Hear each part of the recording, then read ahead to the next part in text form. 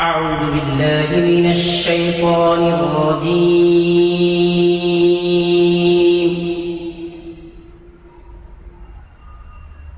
بسم الله الرحمن الرحيم.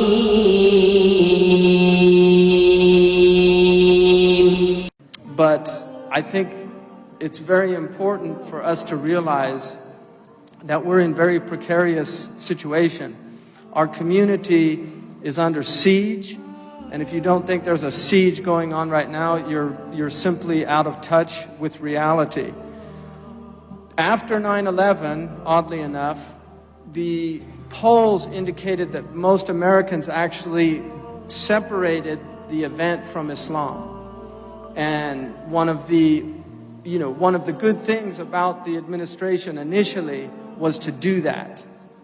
I mean, لا تبخسوا الناس أشياءهم.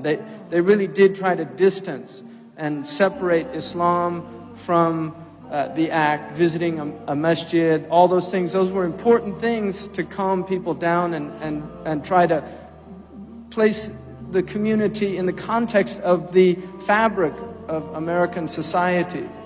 Unfortunately, since then, things have changed drastically. Books like this have become an industry. There's now an industry of writing books against Islam. I don't really want to encourage this by even putting the idea out, but one of the quickest ways to become a best-selling author is just to apostate from Islam and write a horrible book about Muslims or Islam. And suddenly you're on all these talk shows and you become an expert on Islam. I mean, there's people now that are experts on Islam because they wrote a book and they know nothing about Islam. They've never studied. They don't have any background. But this is the condition we're in. And taking people who have apostated from Islam, who've left Islam, and putting them forward as people to attack Islam is a very clever strategy. Because you can just let them do the dirty work. It's like having, the Conservative Party loves nothing better than African American conservatives. Right? Because traditionally the African American was a completely democratic caucus. Now you're getting African American conservatives, and the Democratic Party really likes to put them forward. So, and that's because, you see, I mean, the party, we're inclusive. We're a party of the people, etc., etc. So it's very good to use people that create this pattern disruption. Oh, well, if these Muslims don't even like their religion, that must be a bad religion. Do you see? And that's what they do. So the most recent one is this poor Syrian lady who's come out and attacked Islam. Now, one of the results of that is in a recent Gallup poll, over 50% of Americans polled, when asked, what do you like about Islam? Or what do you admire about Islam? Over 50%, in fact, the majority, almost 40%, said nothing. And the others said, I don't know.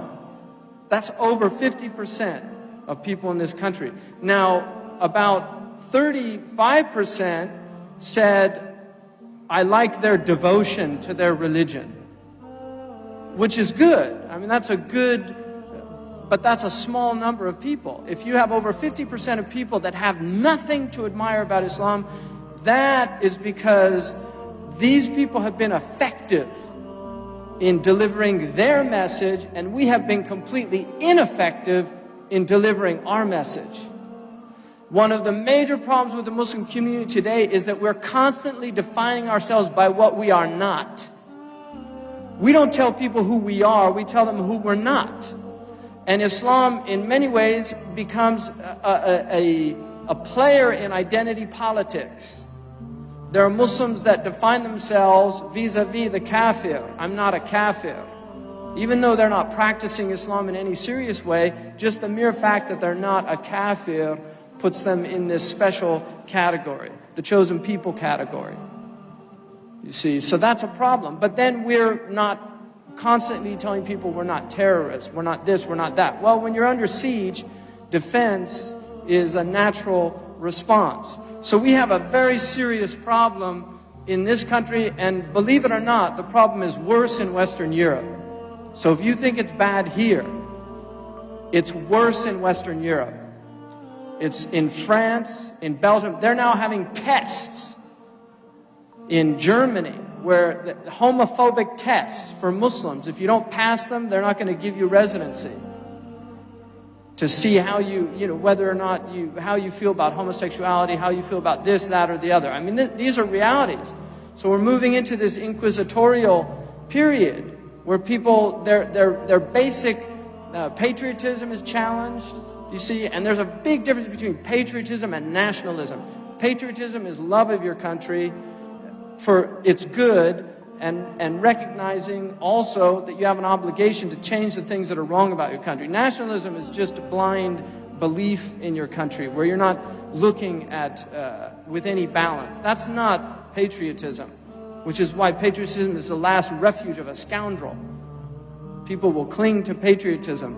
One of the things in this country, our community has failed, and I include myself in this, and I'm sure Imam Siraj and others, I don't want to speak for them, but I think I know him well enough to say this, that in previous periods, in when I first started speaking in the early 90s, and that our discourse was not balanced. There's people who say, oh, well, you've changed. But if you see a tree when it's young, when it's just sprouting out, and then you come back years later and the tree is full grown, or it looks different. It's not the same. You can say it changed, but that's a natural evolution of a tree. If you're staying the same, something's wrong. You're not alive. You're dead. You should